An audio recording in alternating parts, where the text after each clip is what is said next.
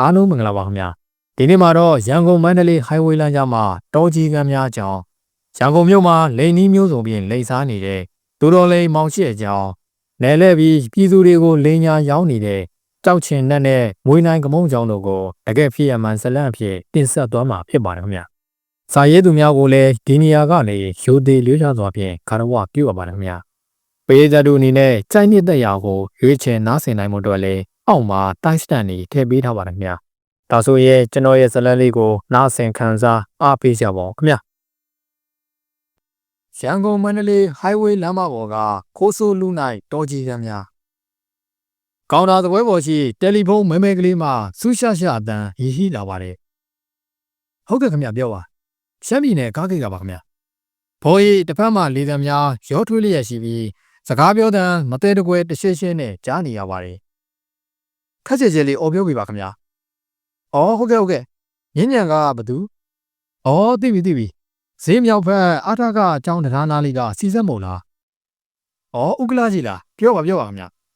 စီပေပါဘယ်နှလုံးအလုံး20နော်နောက်ရောအပေါ်ကုံကကျွတ်သူမျိုးနော်ကုံချိန်2000ဒါဆိုကားတစ်စီးစာပဲပေါ့အော်ရပါတယ်ခင်ဗျကားလည်းရှိပါတယ်ညဉ့်ညံကိုလာတင်ပေးရမှာပေါ့အော်ဟုတ်ကဲ့ခင်ဗျမော်လမြိုင်ကြီးဆိုရင်တော့တပိတ်တာကို9ချန်တုံးပါပဲဟောအန်ကယ်ကလည်းပို့ပြောရမယ်လူတွေမှမဟုတ်တာဈေးကပုံမှန်ပါပဲဂေါ်ဘီဆို30နှုန်းတောင်ယူပါတယ်တခြားဂိတ်တွေကိုလည်းမေးကြည့်ပါအောင်အန်ကယ်ရဲ့ဟုတ်ကဲ့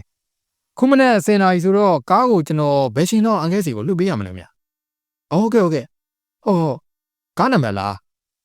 မော်လမြိုင်သွားမယ်ကားက3စီးတောင်ရှိနေတာဆိုတော့ကျွန်တော်ကားသမားနဲ့ပြန်ညှိပြီးပြန်ပြောမယ်လေအစင်ပြေတဲ့ကားကိုစီစဉ်ပေးလိုက်မယ်စိတ်ချပါအန်ကယ်ကျွန်တော်စီကလူလေထည့်ပေးလိုက်ပါမယ်အန်ကယ်တို့ပစ္စည်းသာအရန်သိဖြစ်အောင်လုပ်ခါပါနော်ကားတေချာပြီဆိုတာနဲ့လွတ်လိုက်ပြီဆိုတဲ့အကြောင်းအန်ကယ်စီကိုအကြောင်းပြန်မယ်လေဂိတ်ကနေစားတစ်စောင်းထည့်ပေးလိုက်ပါမယ်ဟုတ်ကဲ့စိတ်ချပါအဲ့ဒီကသာစောင့်နေလိုက်ပါအန်ကယ်တယ်လီဖုန်းစကားပြောကွက်လေးကိုပကတ်အိမ်တွန်းသို့နေသားတကျပြန်တင်ထားလိုက်ပါတယ်မိမေဟာမိဖို့ကမ်းမှာအင်ရှိလုတ်ခန်းစီတို့ကူးလာပြီးဒါရီဘာတဲ့လေမနေ့ကတော့18လမ်းမှာကားတစ်စီးမိမေစီလာမေးနေသေးတယ်မော်လမြိုင်ကိုဆိုရင်တင်းချင်းနဲ့ပြောတယ်ဘိုးသားတဲ့ကားနံပါတ်မှတ်ထားတယ်မို့လားအဲ့ဒီကြောက်တင်မုံရင်အောင်သားမှာပဲကွက်လက်မြင်းဆောင်93ခုဆိုတဲ့ကားပေါ့18လမ်းဝမ်ရှော့မှာကားထူးတာတယ်ပြောတယ်ကားဆရာကကလားပဲကိုဟာတွန်းနဲ့သူနဲ့မတွေ့ရင်လည်းစပြာလေးရှိနေမယ်ပြောတယ်တားသွားမေးလိုက်ပါလားအပြန်မထမင်းစားလိုက်တော့ညိုတန်းအဲ့ဒီနေရာကိုသိတယ်သူ့ကိုလည်းခေါ်သွားလိုက်ပေါ့အမေညွန်သောကားစီသို့သွားရန်အတွက်ကျွန်တော်၏ညီတော်ဝင်ခွဲဖြစ်သူညိုတန်းနဲ့အတူ18လမ်းစီသို့ထွက်လာခဲ့ပါတယ်18လမ်းဝမ်ရှော့မှာတော့ကွက်လက်မြင်းသော53ခုကား GMC ရုံးနဲ့ Isuzu ကားခေါင်းနီရပ်ထားတာကိုတွေ့ရပါတယ်ကားဆရာကိုအားတွန်းကိုမတွေ့ရပါဘူးကားစပယ်ယာလေးကိုသာမေးရပါတယ်ကိုအားတွန်းဘယ်ရှင်ပြန်လာမှလဲကွာနေ့လည်ခင်း3နာရီလောက်တော့ရောက်မယ်ထင်တယ်ဗျဆရာကတော့မှားထားပါတယ်မော်လမြိုင်ဖြစ်ဖြစ်တောင်ကြီးဖြစ်ဖြစ်ရှိရင်ကုန်ချိန်ဘယ်လောက်ရှိလဲဆိုတာမေးထားလိုက်လို့ပြောပါတယ်အဲ့ဒါဆိုကမော်လမြိုင်ကုန်မဲကွာရင်းညံကိုတွားတင်ရမှာကုန်ချိန်က4000ကျော်5000လောက်တော့ရှိလိမ့်မယ်အောက်ခံကစီပေပါလုံး20နဲ့အပေါ်ကုန်ချက်သွန်ပြူအိတ်450လောက်တော့ရှိမှာပေါ့9ချန်တုံပြောတာလေကွာမဲဆရာလာရင်ဂိတ်ကိုလွတ်လိုက်ပေါ့အကျိုးကြောင့်ပြန်ပြောဦးတော့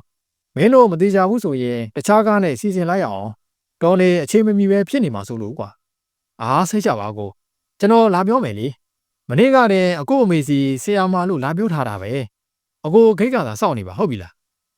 ကျွန်တော်ဟာစပယ်ယာဖြစ်သူအသားညိုညိုကိုယ်တဲ့ခက်ချစ်အရက်ပူအသက်20ကျော်ဟမ်းမရှိသေးတော့သပင်ကောက်ရိပ်နှာခေါင်းပွာရောင်ကြောက်ပေါက်ဆက်ခက်ကျဲကျဲနဲ့သူကိုမှားထားခဲ့ပြီးနောက်ကျွန်တော်တန်ပြောထားတော့အခြားကား3စီးဆန်ချက်မသွားတော့ပဲမနက်စာစားရန်အတွက်အိမ်သို့ပြန်လာခဲ့ပါတယ်ထုံးလေးကစနေနေ့ဖြစ်၍ကျွန်တော်ကြောင်းတက်ရန်အကြောင်းမရှိတော့ပါမြို့သားရေကိုဟာတို့ရဲ့မှတ်ပုံတင်နံပါတ်ယူထားလိုက်အောင်ကုန်တွေရောက်ဆုံးပြီလားစက်သွန်ကုန်ကြီးဘယ်လောက်ပါလာတာလဲ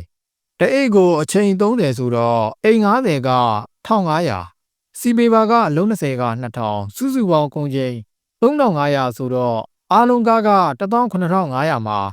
တို့ဂိတ်ကြီး200နဲ့အလုသမားက100ပေါင်း300ကိုဟာတို့စီကတောင်းတာပြီးရင်ဒီပေါင်ချာသူ့ကိုပေးလိုက်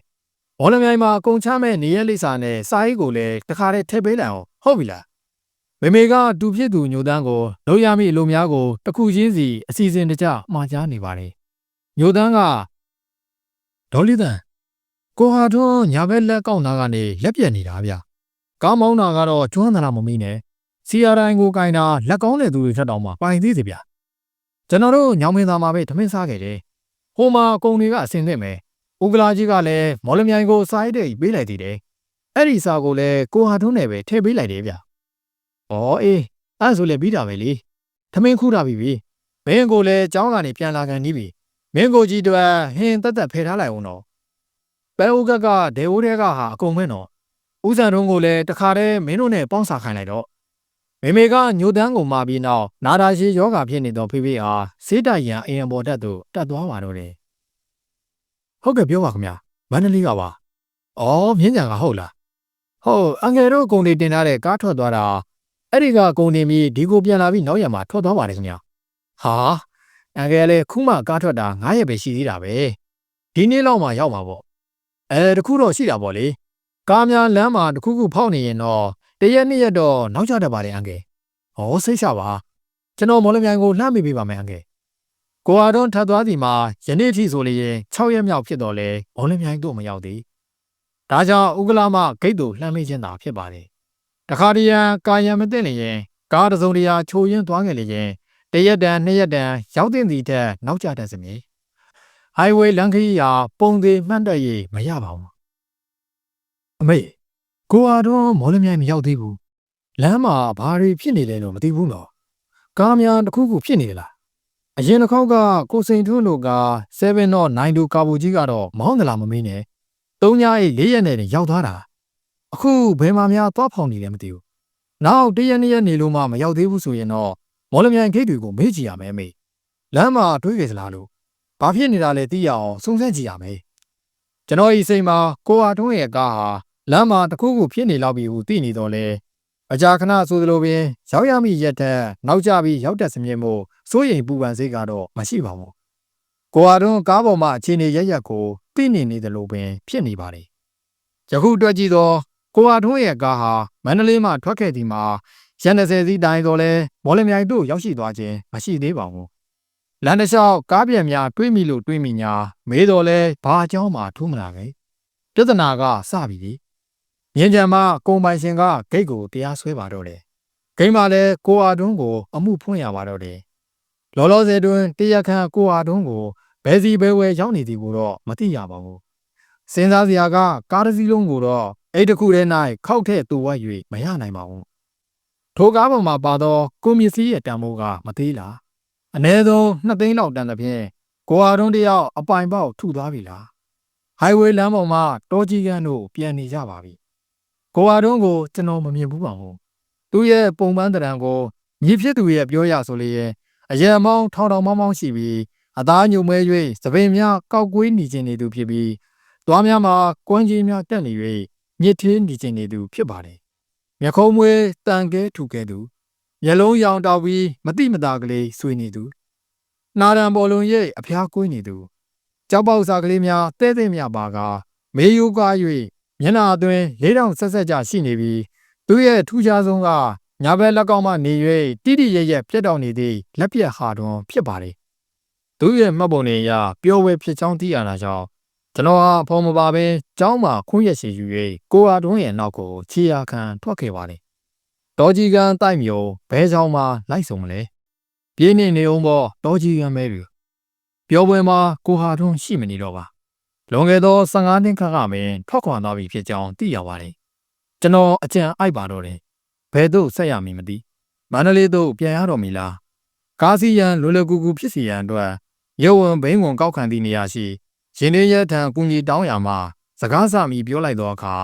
ထိုဘိန်းဝင်စာအုပ်ထဲအတန်အကြာများထိုင်လိုက်မိပါတယ်လမ်းမကြီးပေါ်မှာကုန်ကားကြီးများဥဒဟိုသွားလာနေကြပါတယ်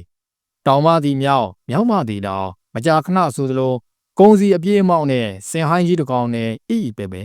တကြီးကြီးမြည်ကြီးသွားလာနေကြပါတယ်ထိုစင်ဟိုင်းကြီးများဟာဘင်းဝင်ဆောင်ရန်ရောက်လာကြပြီးနောက်ရင်လေးရဲကကားနံပါတ်နဲ့သွားမယ်မျိုးထွက်လာသည့်မျိုးရဲ့စည်ရင်းကိုရေးသွင်းလေးရှိသည်ကိုတွေ့ရသောအခါကျွန်တော်၏အုံနောက်အာယုံကြောများဟာလျှက်စီကျင်စက်နဲ့တိုးလိုက်သည်နဲ့တ တိမှုစဲများကရင်းနှင်းရဲဤကားမတန်စာအုပ်ကိုမျက်လုံးကရောက်သွားစေပါတယ်ဆရာကြီးများလွန်ခဲ့တဲ့23ရက်ကျော်လောက်ကကွက်လက်မြင်းဆောင်93ခုဆိုတဲ့ GMC ကားနေကားစီရန်ကုန်ဘက်ကိုသွားတာများရှိသလားဗျာကျွန်တော်သိချင်လို့ပါကြည့်ပေးနိုင်မလားခင်ဗျာဆိုတော့ရင်းနှင်းရဲကဟာရပါတယ်မောင်ကြီးမင်းကဘာလို့မလုပ်လဲကွာရက်ကွက်မှတ်မိသလားဟုတ်ကဲ့မန္တလေးကထွက်တာကတော့လွန်ခဲ့တဲ့23ရက်ကပါစီနဲ့ကြက်သွန်တင်းတဲ့ကားပဲကားမောင်းသမားကကလားပဲညာဘက်လက်ကဝတ်တစ်ဖက်ကပြတ်နေတယ်ဆရာကြီးရဲ့ကားမှတ်တမ်းကိုတစ်စိမ့်လောက်ကျွန်တော်ကိုကြည့်ပေးပါလားအဲ့ဒီကားမှာကျွန်တော်ကုန်တင်ပေးလိုက်လို့ပါဘယ်နည်းလောက်များဒီမြို့ကိုဖျက်သွားသေးဆိုတာသိချင်လို့ပါထိုရင်းနှီးရဲကြီးကစာအုပ်ကိုလွန်ခဲ့သောရက်များကမှတ်တမ်းများသိနိုင်ရန်အတွက်အနည်းဆုံးရက်များတွင်စုစုဆိုင်ဆိုင်ရှာဖွေပြီးဟောအေးဒီမှာတွေ့တယ်ကွာကွက်လက်မြင်းဆောင်93ခုနော်ဟုတ်တယ်ရန်ကုန်ဘက်ကိုသွားတာနေဦးကွာဒီမှာကကွက်လက်မြင်းဆောင်93ခုဆိုတဲ့ကားပဲမောင်ကုန်းလေးမပါတော့ဘူးခါလီပဲမဲဒီလာကိုဆိုပြီးပြန်လာတယ်ရန်လည်းသိမ့်မကြသေးဘူးကွာလွန်ခဲ့တဲ့3ရက်လောက်ပဲရှိသေးတယ်မောင်ရင်မဲဒီလာကိုသွားပြီးစုံစမ်းကြည့်ပေါ့ကွာဟုတ်ကဲ့ကျေးဇူးပါခင်ဗျမဲဒီလာဝင်ကမ်းပေါင်းနေရှိသောဘဲကွန်အကောက်ဌာနရှိရင်းနှင်းရဲဟာဒီလိုသောကွက်လက်မြင်းဆောင်93ခုကားအားရှာဖွေရာတွင်လွန်ခဲ့သော3ရက်ခန့်ကမဲဒီလာမျိုးတို့ခါလီပြန်ဝင်လာကြောင်းသိရပါတယ်ခြေရာကိုကောက်ရရတော်မူဟုစိတ်မှာတွက်မိလိုက်ပါတယ်အတန်ငယ်အားတက်သွားခဲ့ပါသေးတယ်မဲဒီလာမျိုး၏မျိုးမစေးတစ်ဝိုက်ဆိုင်များပွဲယုံများကိုရှောက်ကြည့်နေပါတယ်ကားများလူများကုန်စည်များရှုပ်ထွေးနေပါတယ်ပထမဈေးတစ်ပတ်ပတ်မိတော့လဲတောကြီးကမ်းမှုကိုမတွေ့ရပါဘူးတင်္ဂါကြီးမျက်ကြည့်မျိုးနဲ့ဖြန့်ကျက်ခဲ့တော့လဲထူးခြားမှုကမရခဲ့ပါဘူးအညာတွေဟာခက်ကြမ်းကြမ်းပူပြင်းလာပါတယ်ထိုတန်ကြောင့်ပင်တကိုယ်လုံးရေချိုးထားသည်နဲ့ချွေးတို့ကရွှဲရွှဲဆူနေပါတော့တယ်စိတ်ကစောနေသောကြောင့်ပင်လူဟာပူ၍ပင်မောဟိုင်နွမ်းလာပါတယ်ဈေးတော်မကြီးရိပ်အောက်တွင်ရှိသောကြံရည်ဆိုင်မှဇီးကြံရည်တစ်ခွက်အေးအေးလေးကိုမှာပြီးစီဂရက်တလေးရှိုက်ဖွာ၍စိတ်ရမောလူမောတို့ကိုစီဂရက်မီဂိုတန်းတစ်လျှောက်မျောစီကနားလိုက်ပါတယ်ဇီးကြံတစ်ကြိုင်စီဂရက်တစ်ရှိုက်ဖွာရင်းကဟာထွန်းဟာမြည်သည့်နေရာသို့သွားနိုင်မည်ကိုစဉ်းစားတွက်ဆကြည့်နေပါတယ်မေဒီလာမှကြောက်တောင်းသို့ထွက်နိုင်တယ်လို့ရင်းကြံဘက်သို့လည်းသွားနိုင်ပါတယ်မန္တလေးသို့နောက်တစ်ချောင်းပြန်လှည့်နိုင်တဲ့ကဲ့သို့တောင်ကြီးဘက်သို့လည်းရှောင်နိုင်မြန်ပါတယ်ကျွန်တော်မှန်းကြည့်ပါတယ်မန္တလေးကျောင်းနဲ့မြင်းကြံကျောင်းကိုပြန်ယူမဟုတ်နိုင်သူစားခဲ့တဲ့မိရှိယာကိုသွားမိမတင်ဆိုလေကြောက်ပတောင်းနဲ့တောင်ကြီးဘက်နှစ်ကျောင်းကိုမြည်သူ့ဝေခွဲရမည်မသိတဲ့တစ်ချက်ရှိသည်မှာမိဒီလာမျိုး၏သဘောသဘာဝရမှုကုန်ကားများအားအများအားဖြင့်ဒီမျိုးမှာသူတို့ရဲ့ကားကြန့်ခိုင်ရေးအတွက်အမြဲတစေပြုပြင်စစ်ဆေးလေးရှိတတ်ကြပါလေဒီအချက်ကိုထောက်၍လက်လန်းမိသလောက်ကားဝက်လျှော်များတွင်စနီးနာကြည့်တယ်ရဲ့အကျိုးမယုံနိုင်ဟုတွေးမိလိုက်ပါတယ်နောက်ဆုံးတကြိုင်များရှိသောဇီးကြံရည်တော်ပြီးနောက်အရေးဆိုင်၏ညာဘက်ခိုင်း20กว่าတွင်ရှိသောကားဝက်လျှော်နှင့်တွန်ကုန်ဆိုင်တို့ဥတီရန်ဆိုင်မှထွက်လာခဲ့ပါတယ်ဆိုင်ရှိမှာဆက်စီများပေးကြနေပြီးအင်ဂျင်ဘလောက်တုံးတစ်ခုကိုပေပေနေနေစီးကြောနေသောအလုသမားတူထံသွား၍အခုကြီးကွက်လက်မြင်းဆောင်93ခုကားများဒီကိုရောက်လာသေးလားများဆိုတော့သူကတံပရန်နဲ့အင်ဂျင်တွန်းပိုင်းကိုဓာတ်စီနဲ့ပုတ်တိုင်ရင်ကကျွန်တော်ထံမျက်လန့်ကြည့်ပြီးအော် GMC ရုံးတဲ့ကားကိုပြောတာထင်တယ်ကားဆရာကညာဘက်လက်ကောက်ဝင်တာကပြက်နေတယ်လေဟုတ်တယ်မို့လားကျွန်တော်ရင်ထဲမှာစွစွနစ်နစ်လေးလိုက်ဖို့သွားပါတယ်ဟုတ်တယ်ကိုကြီးအဲ့ဒီကားပေါ့ဗျာကျွန်တော်ဖေကဝယ်မယ်ပြောတော့ကားဈေးတွေဘာတွေပြောကြတဲ့အခါ200လောက်ကွာသွားတယ်ဗျာအင်ဂျင်ကအီဆူဇူလေအဖေကမထိုးပါဘူးကွာ2ခုလောက်နဲ့တော့ตาလဲခံနားလဲခံပေါ်ဆိုပြီးကျွန်တော်ကိုသူပေးတဲ့ဈေးတိုင်ယူမယ်လိုင်စင်အချိန်ပြောင်းကိုတော့ပြီးစီအောင်လုပ်ပေးဖို့ပြောခိုင်းလိုက်တာသူပေးထားတဲ့လိပ်စာကပျော်ပွဲလိပ်စာဆိုတော့ဗျာကျွန်တော်ပျော်ပွဲကိုရောက်ခဲ့ပြီမတွေ့တာနဲ့ကျွန်တော်လည်းမန္တလေးပြန်တော့မလို့အကိုကြီးဝမ်းရှော့ကိုတွေ့တော့ကုန်ကားတွေပြင်ဆင်တာများတာနဲ့ပြည်များသိမလားလို့ပါအဲ့ဒါမှမေးကြည့်တာအဲ့ဒီကဘယ်ပြန်သွားလဲသိရင်ပြောပြပေးပါလားမြတ်မဆိုင်မတော့ပဲပေချန်ဆူရွှဲနေတော့လက်မဲကြီးများကိုပစိုးစုပ်မဲမဲတူးတူးနဲ့အာပါတရတုတ်တင်ပြီးဟုတ်တယ်ဗျအင်ဂျင်ကအီဆူဇူဆိုတော့ပစိုးပါမို့ဗျာနည်းနည်းပါးပါးတော့လိုက်ရမှာပေါ့တိတ်လေလှုပ်เสียမလို့ပါဘူးဗျာဒါနဲ့နေပါဦးဒီလူနာမည်တော်ပြောပါသေးတယ်ကိုဟာတော့နဲ့အေးဗျာမနေ့ကပဲဒီလူဟာကားနဲ့တောင်ကြီးကိုတက်သွားလေရဲ့တောင်ကြီးမှာသူ့မိန်းမရှိတယ်ပြောသွားတယ်မြို့မရက်ထဲမှာဆိုပဲ ခမရတို့ချင်းပြောထားဆိုထားပြီးရင်ဆိုရင်တော့တောင်ကြီးကိုလိုက်သွားလိုက်ပေါ့ဗျာကားအနေနဲ့ရုပ်တော့မရှိတော့ဘူးပေါ့အင်ဂျင်ကဒီးတာပါဘော်ဒီကနည်းနည်းပါးပါးပြင်လိုက်ရင်ခိုင်းစားလို့ရနိုင်မယ်ဥစ္စာဒီလူကပြောသွားသေးတယ်ဗျာသူ့နာမည်ကိုမျိုးမရက်ထဲမှာမေးရင်မသိတဲ့လူမရှိဘူးတဲ့ဗျာအစဉ်ပြေသွားမှာပါဗျာလိုက်သွားလိုက်ပါအမှန်ပြောရရင်အတိုင်းစမသိအောင်ဝမ်းသွားမိပါလေတယောက်နေတဲ့ခြေရာကိုတောက်မိပြီမို့လားဝမ်းလျှော့စရာကမူကျွန်ုပ်ဤမြုပ်ကွက်ကိုရေးမိလိုက်ဟန်မတူပါဘူးကားဝယ်သူတူနေကြောင်းသာဒါအနေထားကိုပါတာထူးထူးပြောပြလိုက်ခြင်းဖြစ်ဟန်တူပါတယ်အခုတော့ကိုဟာတွန်းတယောက်တောင်ကြီးဘက်ကိုယူထားခဲ့ပြီပဲအတောင်မညောင်းသေး၍ပြန်လေအောင်ပေါ်တော်ကြီးရမ်းမဲ့ရေနောက်သာဘင်းပြောမှုရဆိုရင်ဟာတွန်းဟာတောင်ကြီးမှာပဲနေတာဖြစ်ရမယ်ကွာဒီတော့မင်းရဲ့ငါရဲ့တောင်ကြီးကိုဆက်လိုက်ကြမယ်အရေးချောင်းဆိုရင်အကူကြီးတောင်းလို့ရအောင်ရဲစခန်းကိုပူညီတောင်းတာပေါ့ကွာမနှက်ပြန်ဒိုသားဖားနေအောင်တောင်ကြီးကိုဆက်လိုက်မယ်ကွာအဖေကသူ့လုံးလို့သည့်အစီအစဉ်ကိုပြောပြီးနောက်သားဖားနေအောင်တောင်ကြီးသို့ခီးဆက်ထည့်ခဲ့ပါ၏ကျွန်တော်တို့သားဖားတောင်ကြီးရာသီဥတုနဲ့ခက်စိမ့်စိမ့်ဖြစ်နေပါတယ်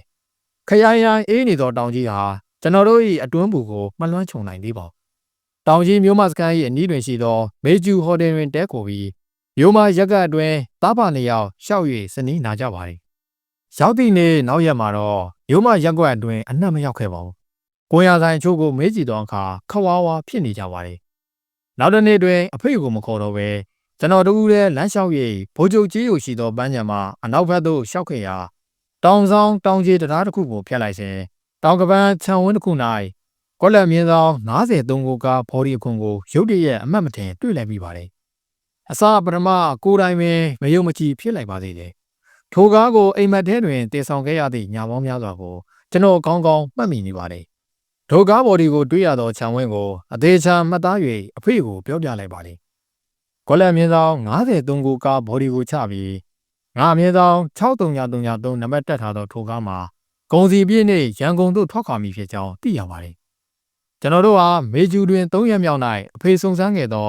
ငါမြင်းဆောင်63333ဟာတောင်ကြီးမှရန်ကုန်သို့ခရီးစဉ်တင်စတင်ထွက်ခွာပါတော့မယ်ထိုစဉ်ကကျွန်တော်တို့သားဖာမှာရက်ွက်အတွင်းလိုက်လံစုံစမ်းခဲ့ခြင်းဖြစ်၍ထိုကားကိုဟန်တားနိုင်ရန်ကြိုးစားခဲ့တော်လဲမအောင်မြင်ခဲ့ပါဘူး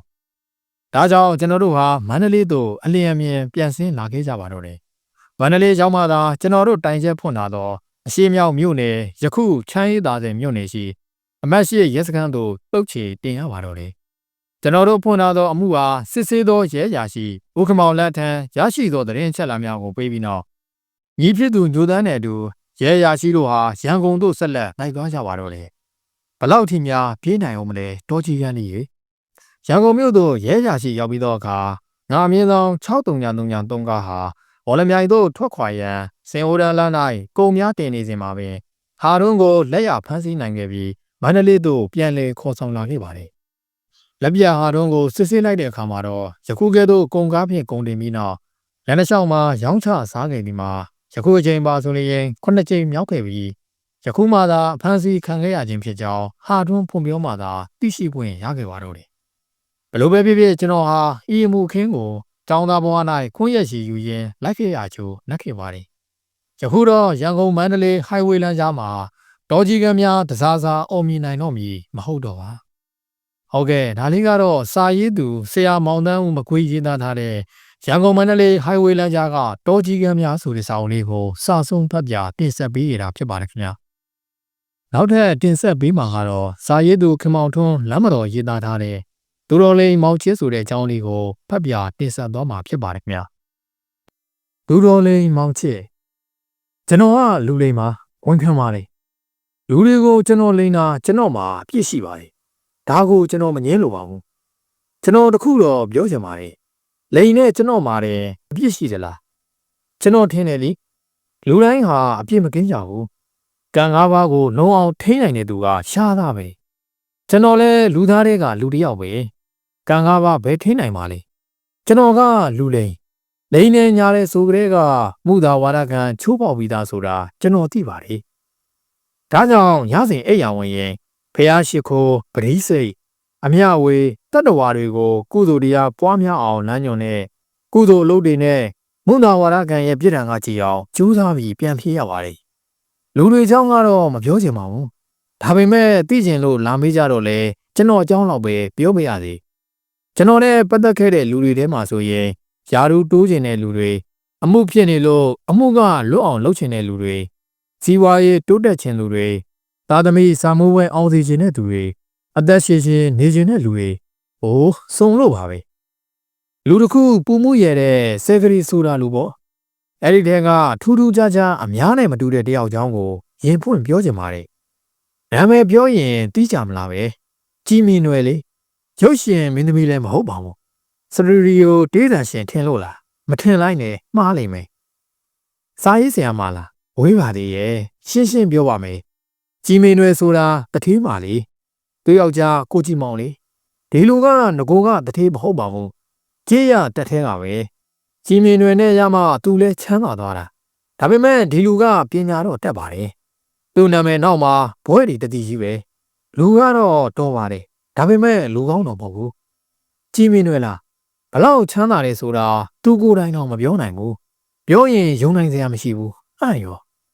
ကျွန်တော်နဲ့စတွေ့တာတော့တိတ်မကြသေးပါဘူးပထမချိန်လာတွေ့တဲ့နေ့ကအကျိုးအကြောင်းစုံလင်ပြောမပြပဲ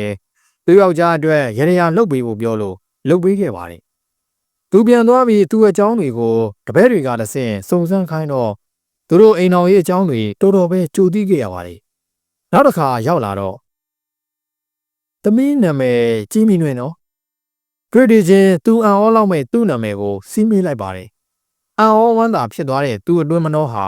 သူ့ရဲ့မျက်နှာမှာတခါတည်းပေါ်လာတာပဲဒါဆိုကျွန်တော်ကိုသူယုံကြည်မှုရှိသွားပြီကျွန်တော်ဆက်လည်လို့ရမယ်ဆိုတာသိကြပြီဆိုပြီးသူ့မျက်နှာသူ့စကားသူ့ရဲ့အတန်ရေခဲကိုလေ့လာပြီးကျွန်တော်လင်လိုက်တာနောက်ဆုံးတော့သူ့ယောက်ျားငယ်နှောင်ထားတဲ့ကိစ္စတွေဖွင့်ဟန်လာတယ်သူ့ယောက်ျားသူ့အပေါ်စိတ်ပြန်လဲလာအောင်ကျွန်တော်ကိုလှုပ်ခိုင်းပါတယ်အတွင်းရေးကိုဖွင့်ပြောတယ်လူတွေကလည်းခံသားပဲယောက်ျားကလည်းယောက်ျားလေးပဲစီးပွားရေးလေးနည်းနည်းကောင်းလာတာနဲ့အတော်အစားအပြော့ပါဟောအငယ်နှောင်းကိစ္စအရှုပ်ရှင်းလေးတွေဖြစ်ကုန်ကြရောမိန်းမတွေကလည်းကိုယ်လင်သားအငယ်နှောင်းများထားတာနဲ့သူတို့မှဘေးရင်မေးရတာဓာတ်ရိုက်ဓာတ်စင်လို့ရတာနဲ့ဘလောက်ကုန်းကုန်းဘလောက်ခန်းခန်းဒါကြောင့်ကျွန်တော်တခါတလေအောင်းမိပါရဲ့လူတွေဟာအချင်းနဲ့ပတ်သက်ရင်ဘာကိုမှမမြင်နိုင်ကြတော့ဘူးယောက်ျားတွေကလည်းအငယ်လေးတွေနဲ့ပတ်သက်ရင်အိမ်ကဇနီးမယားကိုအကောင်းမမြင်ကြဘူးမိန်းမတွေကယောက်ျားအတွက်ဘေးရင်မေးရရချီဓာတ်ရိုက်ဓာတ်စင်လို့မရတဲ့အဆုံးကြတော့စိတ်လိုက်မှန်ပါတွေဖြစ်အမှုအခင်းတွေဖြစ်ရုံရောက်ခဲရောက်တွေဖြစ်ကုန်ကြရောအခုလဲကြည့်လေကြီးမင်းတွေငယ်ရိပ်မွေပေါက်ပြီကျွန်တော်စီနောက်တစ်ခေါက်ရောက်လာပါတယ်သူလာကလေးကအပူနဲ့လာတာတော့ကကင်းဝေးပြီးစိတ်ချမ်းသာကိုချမ်းသာနေဆိုကျွန်တော်စီဘယ်လာရမလဲကြီးမင်းတွေယောက်ျားကိုကြီးမောင်ရဲ့အကြောင်းကိုကျွန်တော်အတီတယောက်စီကစုံစမ်းပြီးသားဒီလူကတော်တော်ချေရှုပ်တယ်လူအရင်ကိစ္စကြီးမင်းတွေသိပုံမရဘူးအခုကိစ္စမှသိရတာထားပါလေဒါကသူတို့အိမ်ညွှန်းကြီးပဲကျွန်တော်ပြောစရာမလိုပါဘူးကျွန်တော်နဲ့ပတ်သက်တာပဲပြောတော်မယ်ကြီးမင်းတွေကသူ့အခက်အခဲကိုပွင့်ပွင့်လင်းလင်းပြောပြပါတယ်အကူအညီတောင်းတယ်ကျွန်တော်ကလူတကာကိုလိန်စားနေတယ်လူပဲသိလှင်တာကိုစကားပြောရင်ကြီးမင်းတွေဟာသူ့ပကုံးချင်းအိတ်ဟိုစလင်းဘတ်ဆိုတဲ့အထက်ကလက်ကင်ဘွားအထုပ်မှာကျွန်တော်လက်ခနဲ့လှန့်ကြည့်လိုက်တယ်ထောင်းနှံတွေတစ်ထက်ကြီးဗျာကျွန်တော်ပိုင်တွက်ပြီးကြီးမင်းတွေကိုခေါင်းငိတ်လက်ခံလိုက်တာပေါ့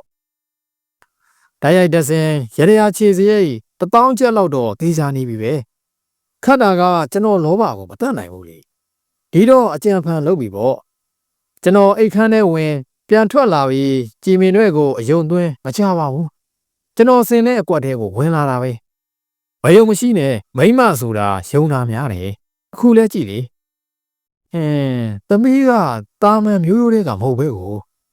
ပြောရင်းနဲ့ကြီးမင်းတွေကိုကြည့်လိုက်ပါတယ်သူ့မျက်လုံးတွေဝန်းလန့်လာပါတယ်အမိတ်ရှိပါဖေးကြီးကဲကျွန်တော်ပြောတော့ကျွန်တော်လွန်ဖြစ်တယ်ကျွန်တော်ကလိမ့်တာလိမ့်နေတာကျွန်တော်ကိုကျွန်တော်ဘေးရင်နက်ခတ်တို့နဲ့ပတ်သက်ပြီးဆရာတစုလို့လည်းဖုံးမပြောဘူးဘိုးတော်ထွက်ရပေါက်ဆရာဘာမှလည်းမပြောဘူးသူတို့ကကဲနေကြတာကြာတော့ဟိုလူကအဖေကြီးဒီလူကအဖေကြီးနဲ့စိတ်များတော်ညစ်ပါရဲ့ကျွန်တော်စီမှာလည်းအလိန်ခံကြသေးရဲ့ကျွန်တော်ကလည်းဖေကြီးလိုတစ်မျိုးဘိုးတော်လိုတစ်မျိုးခေါ်ကြသေးတယ်ခဲမခက်ဘူးလားသမီးကတိုက်ဆက်ကပဲသမီးဟုတ်ကဲ့ပြောနေရင်မယုံသင်္ကာရှိနေုံပဲလက်ပြပြမယ် ကဲသမီးဖျားဝတ်ပြုလိုက်ရတနာ၃ပါးနဲ့အနန္တောနန္ဒ၅ပါးအာယုံပြုသမီးတိုက်ကိုလည်းအာယုံပြုကျွန်တော်ခိုင်းတဲ့အတိုင်းကြီးမင်းတွေကလိုက်လို့ပါတယ်ကဲသမီးဘာမြင်လဲပြောကြီးမင်းတွေဟာမျက်စိမိတ်ရဲ့ပြန်ပြောပါတယ်အတန်ကကဒုံကရင်နဲ့အယောင်ပြူးပြူးပြက်ပြက်နဲ့အခန်းတွေလူတွေအများကြီးပဲဇေဒီတဆူရဲ့ရှေ့မှာဝေယဝိစာလုံနေကြတာမြင်ပါတယ်ဆရာသူမျက်စိမှာအတွေးပုံရိပ်ကထင်းလာတာပါထေးကြပါတယ်စိတ်ကူးရင်နာတွေကိုပြန်ပြောနေတာပါဇေဒီဆိုတာရဲ့တိုက်ဆိုတာရဲ့ကိုအခြေခံပြီးသူ့စိတ်ကူးကိုမြင်ကြည့်ပြီးပြန်ပြောနေတာသိကြပါတယ်ကျွန်တော်လည်းဒီလိုအကွက်နင်းပြီးဒီလိုလှုပ်ရှားခဲ့တာမဟုတ်လားကဲသမီးလေးမျက်စိပြန်ဖွင့်ဟောဒီကရေကလေးတောက်လိုက်ပါဦးသူစိတ်ကြောက်ကြက်ဖြစ်ကုန်ပါဆိုလို့မျက်စိဖွင့်ခိုင်းပြီးရေခရားတွေကရေတဖန်ခွက်ကိုတိုက်လိုက်ရပါတယ်ရေလေးတောက်လိုက်ရတာရင်ထဲမှာအေးပြီးလန်းလန်းဆန်းဆန်းဖြစ်သွားတယ်ဖေးကြီးရဲ့ဖြစ်မှာဖြစ်ရနေရေကရိုးရိုးရေမှာမဟုတ်ပဲဂလူးကိုနည်းနည်းထည့်ထားတာပဲဒီလိုဖြစ်ရမှာပေါ့အချိန်တိတ်ကြကြဆွဲလို့မဖြစ်ပါဘူးလှုပ်เสียရှိတာမြ мян လှုပ်လိုက်ဖို့လိုတယ်မဟုတ်လားကဲဆိုင်ရပိုင်းဟာကြီးခဲ့များကျွန်ုပ်ရှိမှရောက်နေတဲ့တနင်္လာသမီးကြီးမင်းတွေဟာတင်တို့ရဲ့အဆွတ်နယ်မှန်ရင်သူပိုင်ဆိုင်တဲ့ပစ္စည်းတစ်ခုပေးခြင်းဖြင့်တက်တည်ပြပါ၎င်းတနင်္လာသမီးဟာကျွန်ုပ်ရဲ့သာသနာပြုလုပ်ငန်းမှာပါဝင်ဆောင်ရွက်မဲ့သာသနာပြုပုဂ္ဂိုလ်တူဖြစ်တဲ့လျောက်တင်တို့နဲ့လုံးဝမသက်ဆိုင်ပါဘူး။ကိုင်းကြပါတယ်။သူပိုင်ပစ္စည်းသူ့ပြန်ပေးအောင်ရော့ရွှေစောကြောလေးတကုန်းကိုလေထဲကနေယူပြီးပေးလိုက်ပါတယ်။ကြီးမင်းတွေမကဘူး။ကျွန်တော်ရှေ့မှာနေတဲ့ပိဋကကပါဟဲကနေဟာကနေဖြစ်သွားကြတယ်။ဆွဲကြိုးကိုလေထဲကဘလို့ယူလိုက်တယ်ဆိုတာအများအမြင်ပဲ။ဘလို့ယူတယ်ဆိုတာပြီးတော့ပြောတာပေါ့။စကားစားလေးမပြတ်အောင်ဆက်ပြောမယ်။ကျွန်တော်ပေးတဲ့ရွှေစဲကြိုးကိုမယူသေးပဲကြီးမင်းတွေဟာစိုက်ကြည့်နေတယ်။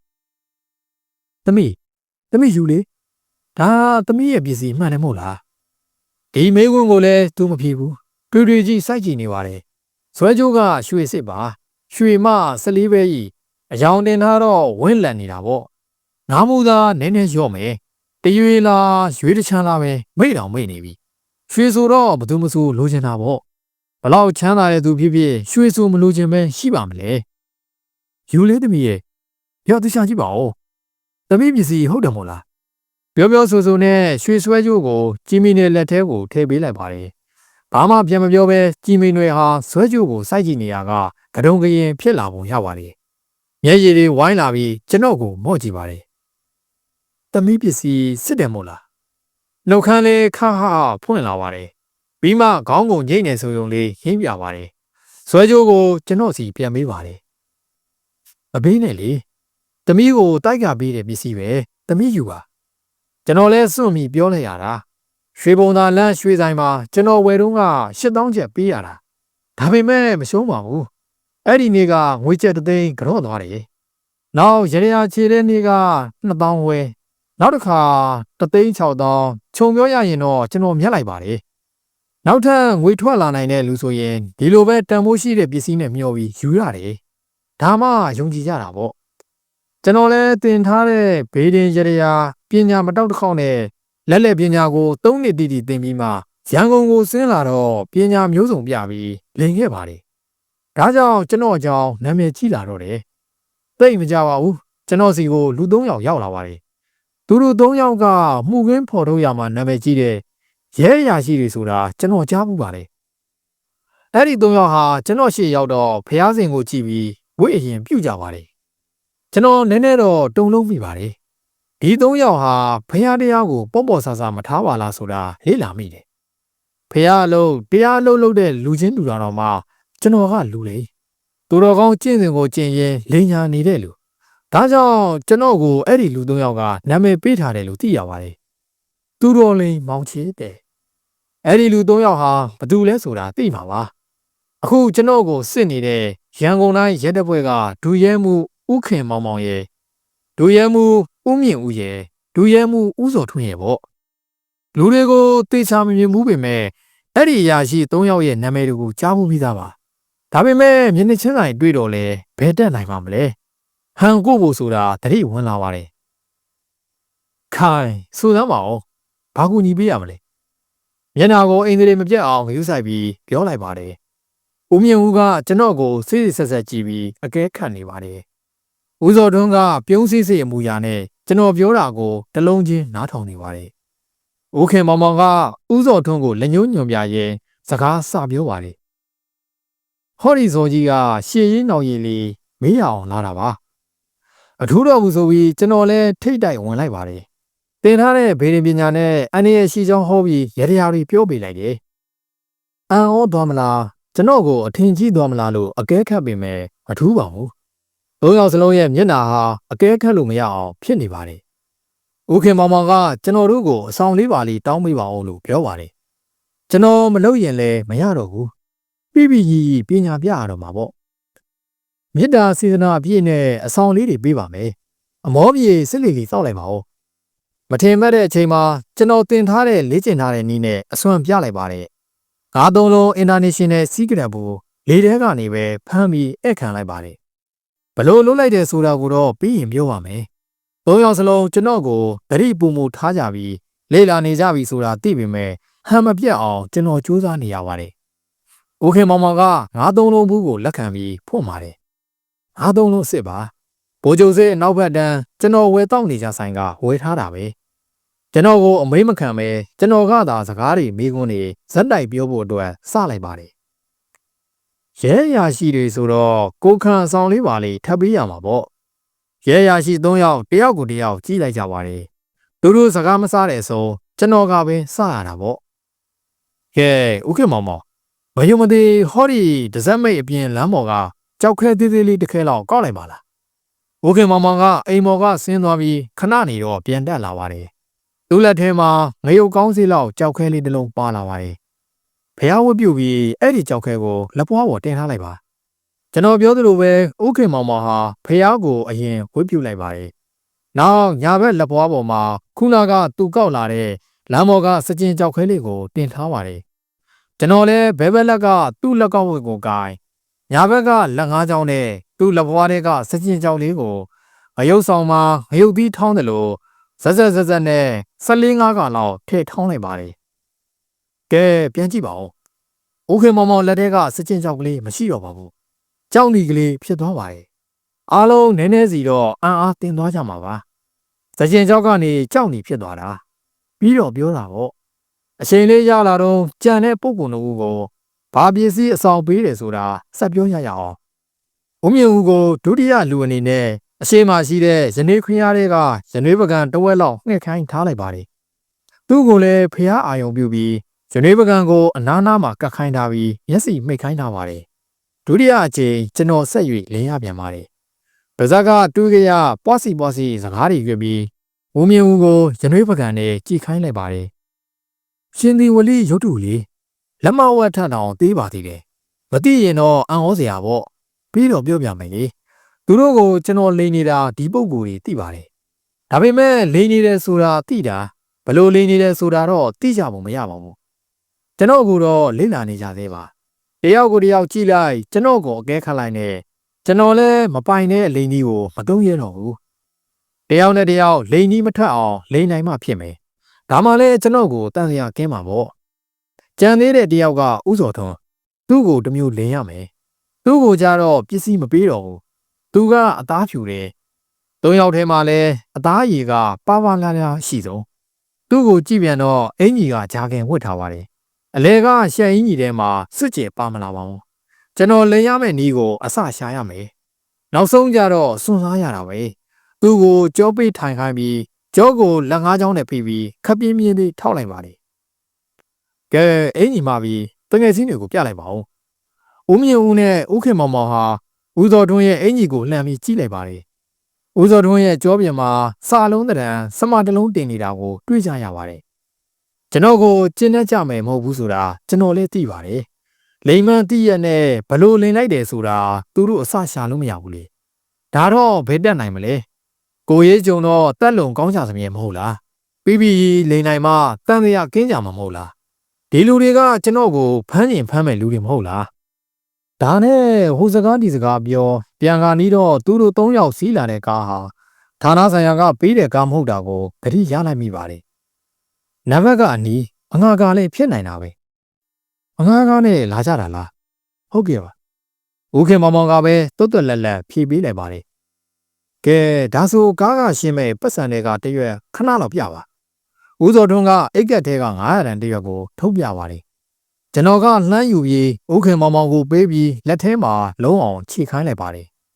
900တန်လုံးချီသွားပြီဆိုမှကျွန်တော်ကပြန်တော့ယူပြီးကျွန်တော်လက်နဲ့တစ်ခါလုံးချီပြန်ပါတယ်ကျွန်တော်လက်ကိုအာယုံမပြတ်စိုက်ကြည့်နေတဲ့ဦးမြင့်ဦးကိုငွေဆက်ကိုလှမ်းပေးလိုက်ပါတယ်ဦးမြင့်ဦးကငွေဆက်ကူလုံးလေးကိုဖြန့်ကြည့်ပါတယ်1000တန်ငွေဆက်ကူဖြစ်နေတယ်လေကျွန်တော်ပြပြကြီးရှိလာတဲ့လှည့်ကွက်ကိုရဲရှာရှိ3ယောက်အံ့ဟောသွားကြပါတယ်ကျွန်တော်ဒီတော့မှပင်းသက်ချပြီးအသက်ဝဝရှူနိုင်တော့တယ်တကယ်အချင်းကျက်မဟုတ်လားလူစိုးလူလိန်တရားခံပေါင်းများစွာကိုစုံတွေ့စစ်ဆေးခဲ့မှုတဲ့အရာရှိတွေပဲကျွန်တော်လိန်တဲ့တက်တန်းမှာစိတ်ပင်ပန်းဆုံးပါသူတို့ပြန်သွားမှကျွန်တော်ဝတ်ထားတဲ့တိုက်ပုံအင်ကြီးကိုချွတ်လိုက်မှအထဲကဆွစ်ရှင်မှာချွေးတွေဆူရွှဲနေပါတယ်တခုခုကိုစိုးရိမ်နေမိပါတယ်စိတ်ကလည်းတိတ်ပြီးတော့လှူရှားနေမိတယ်ရန်ကုန်မှာစက်နေတဲ့မနေတဲ့ကိုပါစဉ်းစားနေမိပါတယ်ညစာတော့မစားဖြစ်ဘူးနောက်တနေ့မှာရန်ကုန်ကနေပြေးတော်မယ်လို့ဆုံးဖြတ်လိုက်တယ်ည10 နာရီလောက်ဖျားဝတ်ပြုတ်အပြီးမှာအိမ်ရှိကားရတန်ကြားရပြီးနေကင်းကရဲရာရှိ3ယောက်ရောက်လာပါတယ်နေကင်းကလို့အရက်ဝင်နေပဲကျွန်တော်ခံလိုက်ရပြီလို့သိလိုက်ရပါတယ်အဲ့ရတဲ့ဝင်နေပြီလားလို့စိတ်ပူနေတာမအိတ်သေးတော့တော်သေးတာပေါ့ဗျာခဏတော့လိုက်ခဲ့ပါဦးဦးခင်မောင်မောင်နဲ့အတူရက်နေတဲ့ဦးမြင့်ဦးကပြောလိုက်ပါတယ်သူပြောတဲ့အတန်ဟာတာမန်အတန်ပါပဲဒါပေမဲ့ကျွန်တော်စိတ်ထဲမှာကျွန်တော်ကိုချုံနိုင်လိုက်တယ်လို့ပဲတင်းတင်းကြပ်ကြပ်ဖြစ်သွားပါတယ်ရင်းလို့မရမှန်းသိတာနဲ့အသာတကြီးလိုက်သွားလိုက်ပါတယ်ကားကိုအနီးဆုံးလမ်းကမောင်းနေမှန်းသိရပါတယ်နောက်ဆုံးဥဝိဇာရလမ်းမကြီးပေါ်ရောက်လာပါတယ်ရဲစခန်းတစ်ခုတည်းကို꿰ဝင်လိုက်ပါတယ်ရုံကန်တစ်ခုထဲမှာမျက်နှာချင်းဆိုင်ထိုင်ကြပါတယ်ကျွန်တော်ရဲ့ကိုရေးရာဇဝင်ကိုမေးကြပါတယ်ကျွန်တော်ဒီတစ်ခါတော့မလိမ်ရဲပါဘူးအမှန်တိုင်းတွေပဲထွက်ဆိုလိုက်ရပါတယ်ရာသီဥတုကအိုက်ဆက်ဆက်ကိုယ်တိုင်အပေါ်အင်ကြီးတွေရှက်အင်ကြီးတွေကိုချွတ်လို့လွတ်လွတ်လပ်လပ်ပါပဲကိုမောင်ချစ်အဲ့နေရင်အင်ကြီးတွေပါချွတ်ထားပါလားတက်တောင့်တက်တာနေလို့ရပါတယ်မေးစရာလေးတွေရှိလို့ပါဦးစောတွန်းကတက်တောင့်တက်တာနေဖို့ပြောနေပေမဲ့ကျွန်တော်ရဲ့စိတ်တွေကမတက်မတာဖြစ်နေပါတယ်သူတို့အခန်းနဲ့အေးလည်းမတောင့်နိုင်တော့ဘူးရာသီဥတုကပို၍အိုက်လာပါတယ်ဖြစ်ချင်ရာဖြစ်ဆိုပြီးကျွန်တော်လည်းအင်ကြီးကိုချွတ်ပြီးစစ်ကျဲလက်စကလေးနဲ့ပဲနေလိုက်တော့တယ်အဲ့ဒီမှာမှားတော့တာပဲကဲကူမောင်ချေနေကင်းကလို့930လေးပါလေးမတိုက်တော့ဘူးလားကျွန်တော်ဘာပြောရမှန်းမသိအောင်ဖြစ်သွားပါတယ်နောက်ဆုံးမှာတော့အစာပိုင်းမှာပြောခဲ့သလိုကျွန်တော်ဝန်ခံပါတယ်ကျွန်တော်မလိမ္မာဘူးသူတော်ကောင်းကျင့်စဉ်ကျင့်ပြီးမှမှုသာဝါဒအဖြစ်တွေကိုကျူးလွန်နေတဲ့သူတော်လိမ်မောင်ချစ်ပါကျွန်တော်လူလိမ်ဆိုတာဝန်ခံပါတယ်ကျွန်တော်ဘာဝန်ခံစရာလိုသေးလဲဟောအများပြည်သူသိရအောင်ကျွန်တော်လိမ်တဲ့နီးလေးတွေကိုပြောပြရမှာပါလားအချိန်နာပြီမို့ပြောပြပါမယ်ဟောဟိုအင်ကြီးကမော်လမြိုင်ရင်မုံအင်ကြီးတိုက်ပုံအင်ကြီးလည်းမျိုးခပ်ပွားပွားမဟုတ်လားအရာရှိများမလာခင်ကအစင်သင့်ထည့်ထားတဲ့9-3လုံးစီးကြက်ဘူးကိုအင်ကြီးလက်ရဲ့တထောင်စစ်ခွေးနားမှာထားပြီးလိုတဲ့ခါကျတော့မှလက်ဖမိုးအောက်ကိုအောက်ဘက်ကနေထားလက်ချောင်းလေးတွေကိုခက်ခွေးခွေးတင်ထားပြီးလက်ကိုလေထဲဝှေ့ဖမ်းဟန်နဲ့စက်ခနဲဆန့်ထုတ်လိုက်ရဲ့စီးကြက်ဘူးကအင်ကြီးလက်အတိုင်းရှော့ထွက်မှာအတာကလေးစီးဖန်ထားရုံပါပဲဗျာကြည်မီနွယ်ဟုတ်လားဟောမေ့တောင်မေ့နေတယ်သူ့တို့ကဆွဲကြိုးကိုဒီအတိုင်းထုတ်ယူလာပါပဲနေလေကကြောက်နေရေးကိစ္စရှင်းပါတယ်ဟောဒီကျွန်တော်လက်10ချောင်းလုံးရဲ့လက်သေးကုန်တွေဟာအားလုံးကိုညှို့ပုတ်နေတာကိုတွေ့နေရမှာပါလက်သေးခွန်ကြားကိုပင်းရကလေးတွေနဲ့ဖြည်းဖြည်းချင်းချစ်ပြီးအခေါင်းဖြစ်အောင်လှုပ်ထားတာပါโอเคမောင်မောင်လက်ထဲကစကြင်ကြောက်ကလေးကိုလက်မရဲ့လက်သေးချားကွန်ထဲကိုထိုးသွင်းပြီးလက်ညှိုးရဲ့လက်သေးကွန်ထဲမှာအစင်သင့်ထည့်ထားတဲ့ကြောက်နီကလေးကိုကော်ထုတ်လိုက်ပြီးလဲလိုက်တာပေါ့လှုပ်တာကိုင်းတာကတော့ရှင်ဒီဝလီရုပ်လေးကိုလည်းလက်ခလဲလက်သေးကွန်ထဲကနေလှမ်းတောက်လိုက်တာပါပဲဒီလိုပြပြလုံနိုင်အောင်ကျွန်တော်3နှစ်တောင်လေ့ကျင့်လာခဲ့တာပဲနောက်ပြီးဦးမြင့်ဦးနဲ့ဘာဝေးတာမှတ်လို့နှစ်ပေပွဲလောက်တော့လက်ကကျင်သားရနေပြီလက်ဖက်ရည်ပကံထဲကိုတဲ့တဲ့မဲ့မဲ့ကြအောင်ထဲရမှာပေါ့3နှစ်လောက်ကျင့်ထားရတာပဲလွဲတယ်မထင်ပါနဲ့အေးဗျာကျွန်တော်လည်းပညာဆုံးပြရပါမို့သာနေကင်းကဥစောတွန်းနာများနာသွားသေးလားကြောကုန်းမှာစာလုံးပုံပေါအောင်လှုပ်ထားတာလဲ3နှစ်လောက်ကျင့်ရင်ရပါတယ်ကြောကိုလက်ချောင်း5ချောင်းနဲ့ခက်ဆက်ဆက်ကလေးလှမ်းထောက်လိုက်ပြီး စဝိုင်းပုံလက်ကိုလှည့်ပြီးအရေးပြားပွန်းသွားအောင်ပို့လိုက်တဲ့သဘောပါအသားနူးတဲ့အသားဖြူတဲ့သူဆိုရင်ပို့ပြီးတော့ပေါ်တာပေါ့ဘုံအောင်လှုပ်လိုက်လို့အရာထင်တာပါ3-4ရက်လောက်ဆိုရင်ပျောက်သွားမှာပါဒီလိုဆိုရင်ပြည့်စုံရုံပေါ့ဟောငွေဆက်ပူလဲတာကြံသေးတယ်ထင်တယ်အလွယ်ဆုံးလက်လက်ပညာပါဦးစောထွန်းစီကနေ900တန်းကိုလှမ်းယူလိုက်တယ်ဥခင်မောင်မောင်ကိုလှမ်းပေးလိုက်တယ်တောက်ကျွန်တော်ယူတယ်နောက်ဆုံးဦးမြင့်ဦးကိုလှမ်းပေးလိုက်တယ်အခြေခံအာယုံပြောင်းတဲ့နည်းကိုသုံးတာပါကျွန်တော်ထိုင်နေကြတဲ့ကဒူးကွေးပစိုးချားမှာထောင်နှံတရက်ကိုလုံးပြီးတော့ထည့်ပြီးသားပါခဲဘလောက်ရှင်းလဲဗျာကျွန်တော်အတန်တော်တော်ကျေသွားတယ်ခင်တယ်ဟုတ်ကဲ့ပြည်မှုဆိုင်ရာဥပဒေပုံမှာ420နဲ့အရေးယူမယ်အင်းလေဒါလည်းဟုတ်တာပဲဥပဒေမှာမလွတ်ကင်းမဲ့ကိုဟိုကျွန်တော်ကြားဘူးတာလေဥခင်မောင်မောင်ကဖြစ်ရမှန်ဝတ္ထုတွေရေးတယ်ဆိုတာဟုတ်ပါလေရေးပါဗျာကောင်းပါလေကျွန်တော်အကြောင်းရေးရင်သဘောမတူစရာမရှိပါဘူးဒါမှလည်းအလိန်လာခံတဲ့လူတွေသူတို့အပြစ်သူတို့သိပြီးရှက်နေကြမှာပါပဲထားပါပဲသူတို့လည်းမောင်ချစ်ဟာလိန်လည်မှုပြင်ထောင်ကျသွားခဲ့ပါပြီသူပြောခဲ့သလိုအလိန်ခံကြသူများယုံလွယ်သူများရှိနေကြ၍သူတော်လေးမောင်ချစ်လိုလူလိမ်များပေါ်ပေါက်နေရခြင်းဖြစ်ပါတယ်စာဖက်သူတိုင်းအလိမ်ညာမခံရအောင်အတိတရားလက်ကင်ထား၍ရှောင်ရှားနိုင်ကြပါစေဟုတ်ကဲ့ဒါလေးကတော့စာရေးသူဆရာခင်မောင်ထွန်းလမ်းမတော်ရေးသားထားတဲ့သူတော်လေးမောင်ချစ်ဆိုတဲ့အကြောင်းလေးကိုစဆုံးဖက်ပြတင်ဆက်ပေးရတာဖြစ်ပါတယ်ခင်ဗျနောက်ထပ်တင်ဆက်ပေးမှာကတော့စာရေးသူမောင်မြင်မဘူလေးရေးသားထားတဲ့မျက်စိယောဂအတွက်အကုန်ပြောက်တယ်ဆိုတဲ့ကြောက်ချင်နဲ့မွေးနိုင်ကမုန်းဆိုတဲ့အကြောင်းလေးကိုတင်ဆက်သွားမှာဖြစ်ပါတယ်ခင်ဗျအမိကိုမြတ်ထွန်းအဘအမိဦးစိုးညွန့်အမျိုးသားမှတ်ပုံတင်နံပါတ် BGE 007765အလုတ်ကိုင်စီယောင်အလုတ်ကိုင်စီယောင်တီဟုဆိုတော့အခါကိုတီတာဟာမျက်မှောင်တစ်ချက်ကုတ်လိုက်တော့ကိုချိုကြီးကိုမေးလိုက်ပါတယ်ကိုချိုကြီးဘာစီယောင်တာလဲဗျဘာစီလဲဆိုတော့မွေစင်းနဲ့မျက်စင်းစီပါဩကိုတီတာပုံစံတွင်လိုအပ်သည်များကိုဖြည့်ပြီးတော့ဘယ်နည်းနေမှာလဲဗျတလားလောက်နေမယ်ပြောတယ်ဒီလိုဆိုရင်တပတ်တစ်ခါလောက်လာချောင်းကြဗျာပုံစံမှာလည်းဖြည့်ခဲ့ပေါ့ခမည်းနဲ့ဘလို့တော့တာလဲတငယ်ချင်းပါဗျာသူကနယ်နဲ့မွေစည်းနဲ့မျက်စင်းစည်းလိုက်ရောက်နေတာပါတဏီယာနဲ့တဏီယာတိတ်ကြကြမနေပါဘူးငယ်ငယ်လေးကလေးကတကြောင်နဲ့အတွက်တငယ်ချင်းတွေကွဲကွာသွားလိုက်တာအခုမှလာတွေ့တာပါလာတွေ့တော့လဲကြည်အောင်သူပြနေတဲ့မျက်လက်ဝိုင်းကိုဝင်ကြည့်ရင်ထင်လို့နှုတ်ဆက်ကြည့်တာသူဖြစ်နေတာနဲ့အိမ်ကိုလိုက်လာတာပါမျက်လက်နဲ့ပြတတ်တာကိုနောက်မှအေးစီစီမျက်လက်ဘူးသူတာလေးပါလေစီးပူရအောင်မယ်ဗျာကိုတီတာည9 နာရီထိုးမှအဲစင်းလာတိုင်းတော့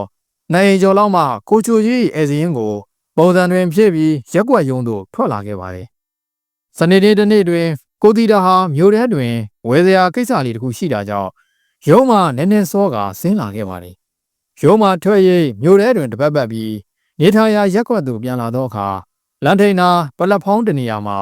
လူတယုံယုံလုံနေသည်ကိုတွေ့လိုက်ရပါတယ်လူကြားထဲမှာအော်တန်တစ်ခုကိုလည်းကြားလိုက်ရပါတယ်ဝင်ကြည့်ခဲ့ပါအားမနာပါနဲ့ရက်စီမှုံနေသလားမွဲနေသလားမကြည်မလင်ဖြစ်နေသလားမျက်ရည်ဘူးတွေကျနေသလားမျက်ဝတ်တွေထွက်နေသလားမျက်ချေးတွေပိတ်နေသလား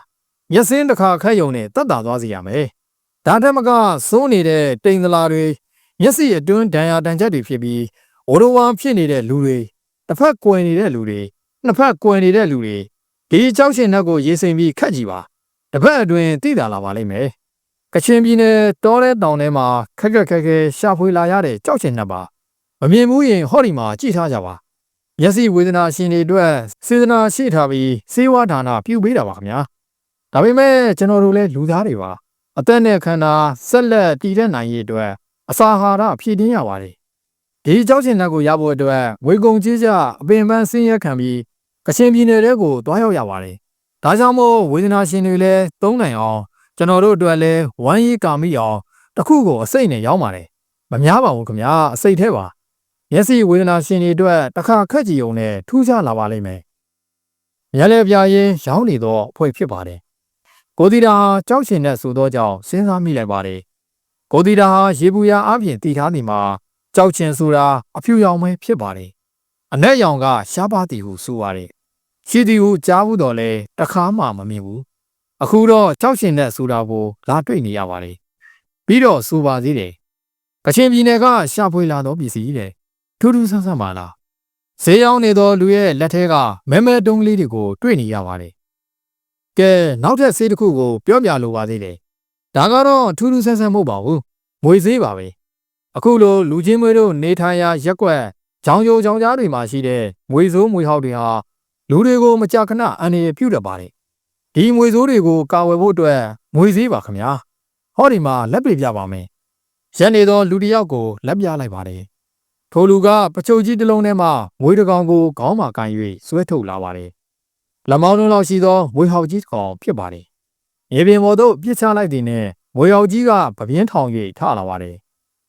ဒီငွေကိုအစာမကျွေးတာနှစ်ပတ်လောက်ရှိပါပြီဒါကြောင့်မို့တိတ်ပြီးဒေါသကြီးပါတယ်ဒေါသကြီးမကြီးမယုံရင်ကြည့်ကြပါဈေးရောင်းသည့်လူကငွေဟောက်ကြီးရှိမှဒုတစ်ဖက်ထောင်တစ်ဖက်လဲ၍အယောင်ပြလိုက်သည်နဲ့ငွေဟောက်ကြီးကဒုတစ်ဖက်ကိုဒေါသတကြီးနဲ့လမ်းပေါက်လိုက်ပါတယ်လွဲသွားပါတယ်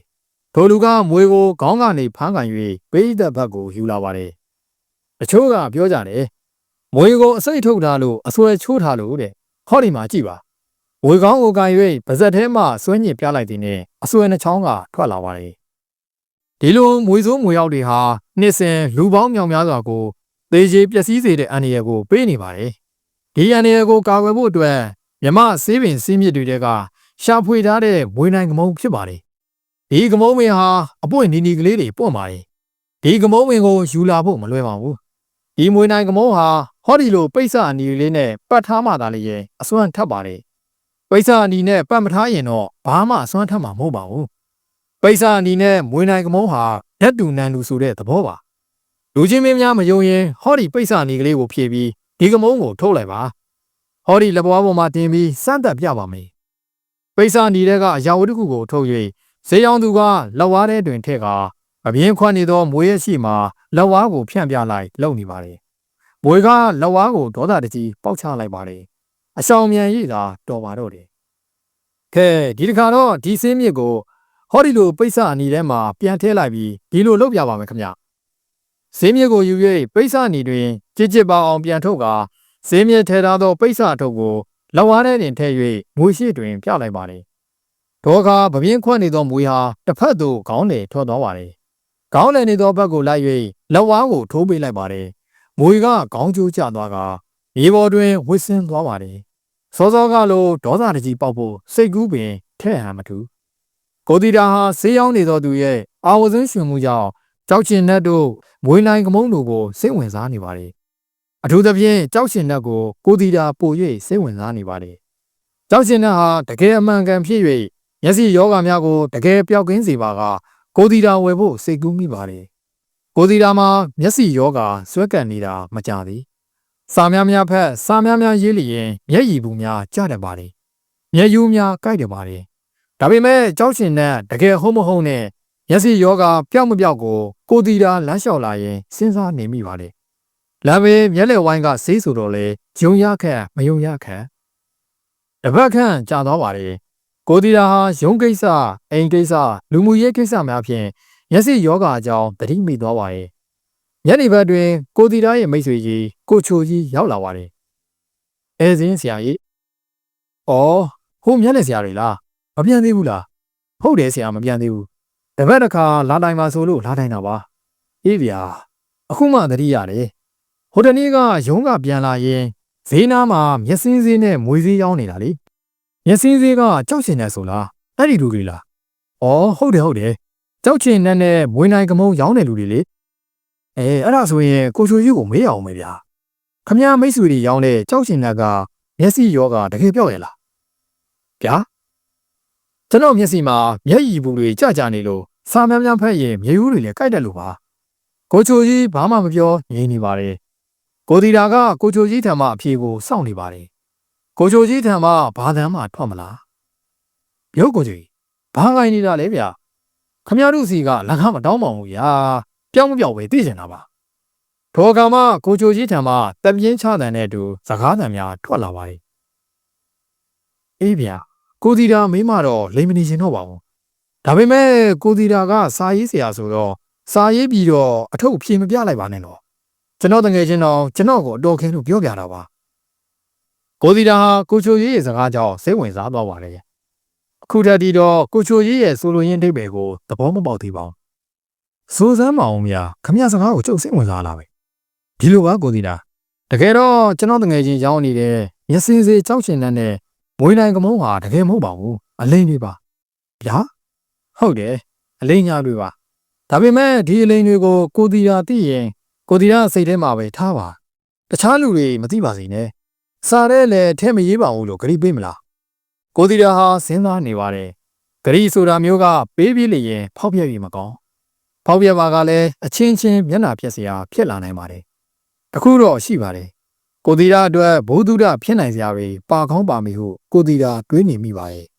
ဒါကြောင့်ကဲဂရိပေးပါလေဗျာဒီလိုဆိုရင်ကျုပ်ပြောပြပါမယ်ဒီလိုပါရက်စင်းစေးကြောက်ရှင်ကတကယ်မရှိပါဘူးကြောင်မီသွေးတုံးကလေးတွေကိုလွှာလေးနဲ့ညီဖြတ်ပြီးအတုံးကလေးတွေတုံးထားတာပါဗျာကြောင်မီသွေးတုံးဟုတ်လားဟုတ်ပါတယ်ကြောင်မီသွေးတုံးကလေးတွေကိုလွှာနဲ့တုံးကလေးတွေဖြတ်တမ်းများရည်ဒါမှမဟုတ်စောက်ရည်ထဲမှာ2ရက်3ရက်စိန်ထားပြီး1ရက်လောက်နေထုတ်လန်းတခါ2ရက်3ရက်ပြန်စိန်နေပြန်ထုတ်လန်း3-4 ခါလောက်လုပ်ပြီးရင်ကြောက်ရှင်နဲ့ဆိုပြီးရောင်းလို့ရပါတယ်သူမျက်လက်ပြရင်ညှိုးတဲ့အတိုင်းမျက်စိမုံတာတို့မျက်စိဝေတာတို့မျက်ရည်ကိုကြတာလို့ဆိုရင်ဒီကြောက်ရှင်နဲ့ကိုရေစိမ်ပြီးမျက်စင်းခတ်တော့ရေထဲမှာဒီကြောက်ရှင်နဲ့တွေကတမ်းများရည်ရှောက်ရည်တွေဟာပျော်ဝင်ပြီးဒီရေကိုမျက်စင်းခတ်တော့ဆက်ဖြည်းဖြည်းနေတာပေါ့ဗျာအဲ့ဒါကိုမျက်စိစိဆိုပြီးရောင်းတာပါအော်ဒါဖြင့်မွေးနိုင်ကမုန်းဆိုတာကရောအဲ့ဒါလေလိမ့်တာပါပဲအစာမကျွေးပဲထားတဲ့မွေရောက်ကိုသူ့ရှိမှမျက်စိနှောက်အောင်လုပ်တော့စိတ်ဆိုးပြီးပေါက်မှာပေါ့ဗျာအစွဲချိုးထားတာတို့အစိတ်ထုတ်ထားတာတို့တော့မလုပ်ပါဘူးမွေးနိုင်ကမုန်းဆိုတာကတင်းမြေအပိုင်းစားကလေးတွေကိုအဝိဆအနီးကလေးတွေနဲ့ပတ်ထားတာပါ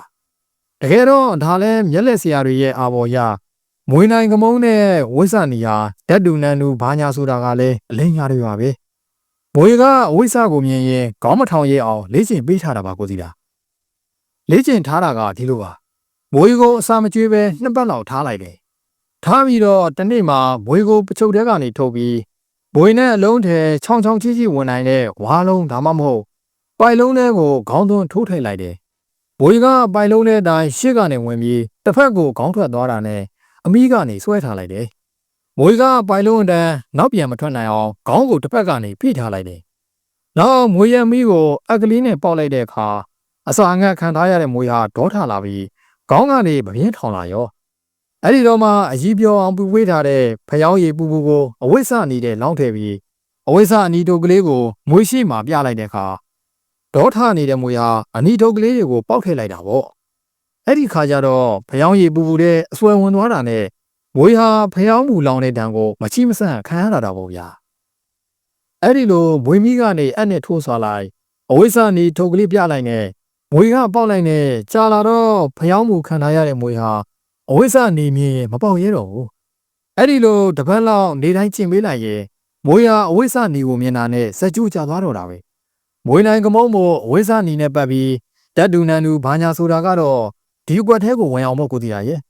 သူပြတဲ့မွေကအဝိဆနေကိုမြင်လို့စက်ကျူးကျသွားပေမဲ့တခြားမွေနဲ့စမ်းရင်တော့တိတ်မချောင်ဘူးတော့အဲ့ဒီလိုဆိုရင်မွေစေးအစ်မျက်စင်းစေးအစ်ထင်ပြီးဝယ်တဲ့သူတွေဒုက္ခမရောက်ကြဘူးလားဒါကတော့သူစီးပွားရေးလိုင်းကိုတည်ရရဲ့ဒါကြောင့်မို့ဒီเจ้าတွေကိုမပြောခင်ကတည်းကဒီအပြင်လူတွေပြန်မပြောပါနဲ့လို့ကိုစီရကိုဂရီတောင်းတာပေါ့ဗျာကဲမိုးကလည်းချုပ်နေဗျာကျွန်တော်ပြောင်းမယ်ကိုစီတာကိုစီတာရဲ့စိတ်ထဲမှာဘဝင်မကြားကိုချိုကြီးကိုဂရီပေးခဲ့သည်မှာမှန်တော့လဲမသိနားမလဲသည့်ပြည်သူတွေပေါ်ဒီလိုလိန်ညာမှုမျိုးဘာမစိုးလှုပ်တတ်သည့်လူတန်းစားကိုတော့ထုတ်ပေါ်တင်သည်ဟုယူဆမိပါတယ်နောက်တစ်နေ့တွင်ကိုချိုကြီးအိမ်ရှိမှကိုစီတာဖြတ်သွားရင်မျိုးကိုချိုကြီးရှိလားဗျာဟောကိုတီးရပါလားဆိုဘာကိစ္စတော့ဗျာအော်ဟိုခမည်းမိတ်ဆွေမျက်လက်ဆရာတွေများရှိသလားလို့ပါကိုချိုကြီးကကိုတီးတာကိုအကဲခံရင်ဘာဖြစ်လို့လဲကိုတီးရရင်ဟောဒီလိုပါဗျာခမည်းမနေ့ကပြောသွားတဲ့ဘုသူရတွေအပြင်ပိုးပြီးစုံစစ်သိကျင်တာလေးရှိလို့မေးကြည့်ချင်တာပါမနက်ကပဲအထက်ဘက်ကိုသွားအောင်မယ်ဆိုပြီးအားလုံးပြောင်းသွားကြတာပဲဟုတ်လားဘယ်ကိုသွားမယ်လို့ပြောသွားသေးလဲသူတို့ကခတ်သားလာဗျာတမျိုးပြီးတမျိုးမျက်လက်ပြဆေးရောင်းနဲ့သွားလာနေတာဆိုတော့ကျွန်တော်လည်းတိတိကျကျမသိဘူးဗျာသူ သူတို့ကနေရာတည်ကြရှိတာမဟုတ်ဘူးဒီလိုဆိုတော့လေတွားအောင်မယ်ဗျာရည်သို့ပင်ဆိုသည်ကိုချိုကြီးပေးထားသောဂရီကိုပြက်ချင်ပြက်ပါသည်ပြည်သူများတည်တင်တည်တိုက်သောအကြောင်းအရာတွေကိုတော့တစ်ချိန်ချိန်မှာကိုတီတာတက်နိုင်သည့်ဘက်မှာစာရေးပြီးတင်ပြရအောင်မည်ဟုဆုံးဖြတ်ချက်ချလိုက်မိပါတော့တယ်ဟုတ်ကဲ့ဒါလေးကတော့စာရေးသူမောင်မြင်မဘုံလေးရေးသားထားတဲ့ကြောက်ချင်နဲ့ဘွေနိုင်ကမုန်းဆိုတဲ့အကြောင်းလေးကိုစာဆုံးဖက်ပြတင်ဆက်ပေးရတာဖြစ်ပါတယ်ခင်ဗျာကျွန်တော်ရဲ့အတန်အတွက်အဆင်မပြေမှုများဖြစ်ရင်လည်းအနှုတ်ညွတ်တောင်းပန်ပါတယ်ကိုမမလည်းဝင်ရောက်ဝေဖန်အကြံပြုနိုင်ပါတယ်ခင်ဗျာအားလုံးကိုကျေးဇူးတင်ပါတယ်နောက်ဗီဒီယိုမှာတွေ့ကြပါမယ်ခင်ဗျာ